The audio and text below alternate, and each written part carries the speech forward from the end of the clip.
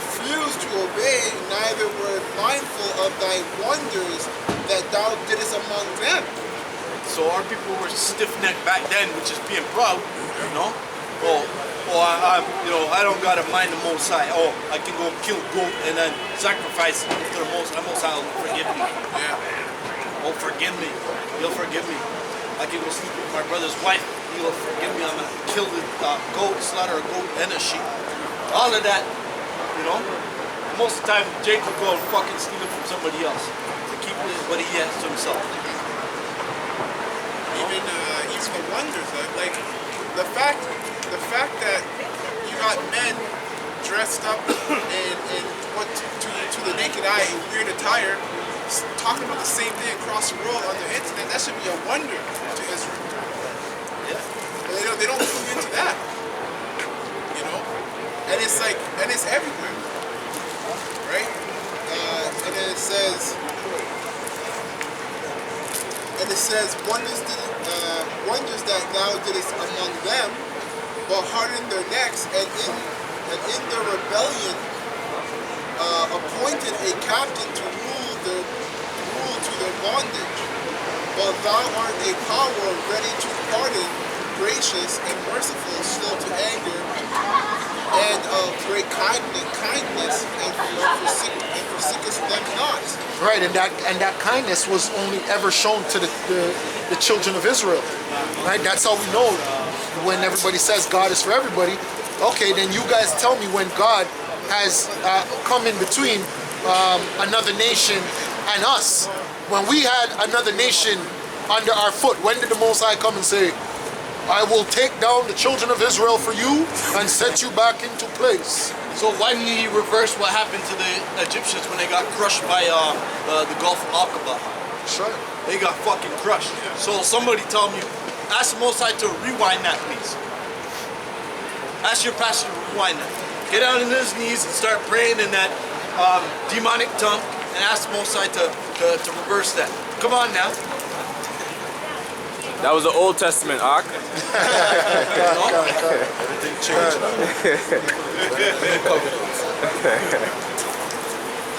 And it says, verse 18, yea, when they had made them a molten calf, and said, this is thy power, and brought thee up out of Egypt, and had wrought great provocations, yet thou in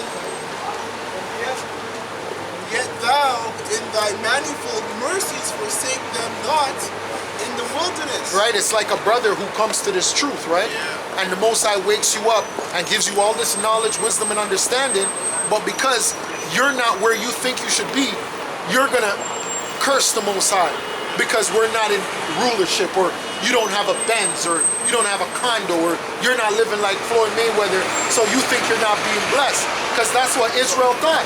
Israel was in the wilderness, and they're cursing the Most High just because they have to go through a little bit of hardship. But look where you just came from.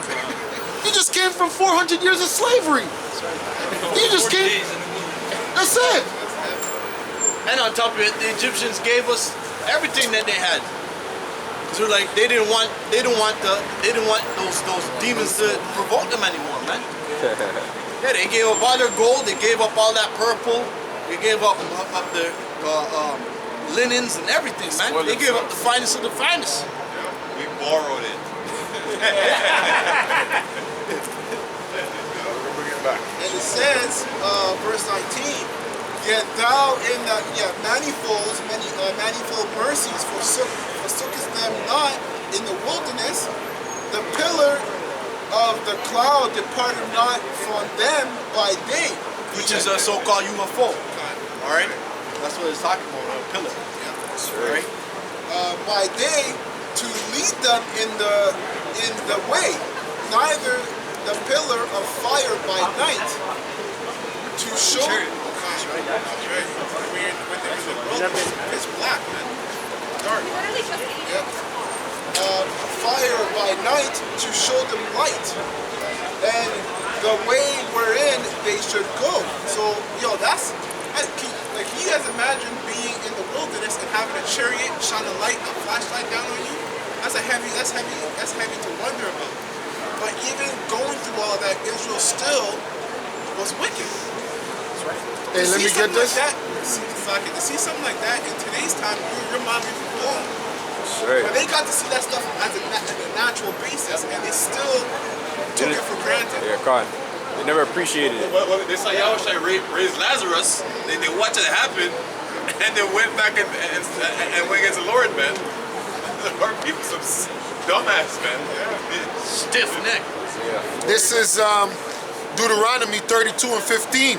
But Jeshurun waxed fat and kicked. Thou art waxen fat, thou art grown thick, thou art covered with fatness. Brothers, you brothers, young brothers, who's Jeshurun to talk about? Who's it talking about? Israel? Yes. That's another name for Israel, it's Jeshurun, or Jezreel. Continue. Then he forsook Yahweh, which made him, and lightly esteemed the rock of his salvation. They provoked him to jealousy with strange gods. With abominations provoked they him to anger. They sacrificed unto devils, not to Yahweh, to gods whom they knew not, to new gods that came newly up, whom your fathers feared not. You know why they didn't know those guys that they made? Because they couldn't explain them. They didn't know. When you talk about so-called Jesus Christ, you ask Jake to explain what he's like, and when he came down, you say, okay, well, he came down in the color. They can't tell you. They don't understand the gods they serve because they're not gods. They can't break down any of these gods because they're not real. They don't do anything. You can't explain them. But yet they will sit up in church for hours, week in and week out, praising these guys, praying to them every day and night, and they do nothing. Your big mouth performing at the mouth just for Jesus Christ. Shaking on the floor, catching even more demons than she had coming in. Well, right now we're in the time of the god Baphomet. What has the Great Baphomet done? What's his track record? What's his track record? I want to know his track record. What's his track record? The God of Israel parted the sea, right? Right? That's just one thing. No other God has been able to top that, right? Because your gods do nothing, man. Your gods are bullshit, man. That's right. Your gods want a lot, right? They ask for a lot, but they don't give anything, man. They always want food. They always want drink. But they don't give nothing. Yeah. Yeah, a piece of orange. He's a god. And a piece of banana. You have to dress him up. You have to dress him up. Deck him out. That's why, hold on, that's why the Bible says, somebody get that, where it says, what house can you build me? Right? Most High dwelleth in not temples made with hands, man. Acts 7:48. Right? What temple you're gonna build me? This is Acts chapter 7, Now we'll get dressed up like that. verse 48. Howbeit the Most High dwelleth not in temples made with hands. Yeah, so that means every single religion is off. Forget about Israel. Let's think about all the other religions. There's one right there. There's Mecca. They said that their God is in there. Well, the Most High says, read. Verse says, howbeit the Most High dwelleth not in temples made with hands, as saith the prophet. Heaven is my throne, and earth is my footstool. There you go. There you go. Simple and plain, man. Right? So when you're talking about, the God of the forest, the God of the wilderness, and the God of the fishes, and what are you talking about? Read that part again. It says, earth is my footstool. Earth, wind, fire. Yeah. I love that cartoon, man.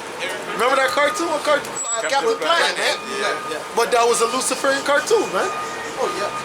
Go ahead. It says, heaven is my throne, and earth is my footstool. Yeah, the earth is the Most High's footstool. That's nothing, man. That's nothing for the Most High to rule, man. That's nothing. How come they don't have the god of this place of that? They can't explain that. They'll tell you, the god of Saturn or the god of Mars. Okay. What about Mars? Can you guys tell us about Mars? Can you explain to us about? No, you can't. Have you gone there yet? Have you gone there? Are we there yet? Are we there yet? Are we there yet? Right? In this society, they worship the god of Saturn. One of the god. What lets you know that is Mecca. Mecca is a black cube. That goes back to Saturn. That's what the Khazars wear on their forehead. That's called the phylacteries. That's for Saturn. That's what the piss cap is for. That's why they wear all black.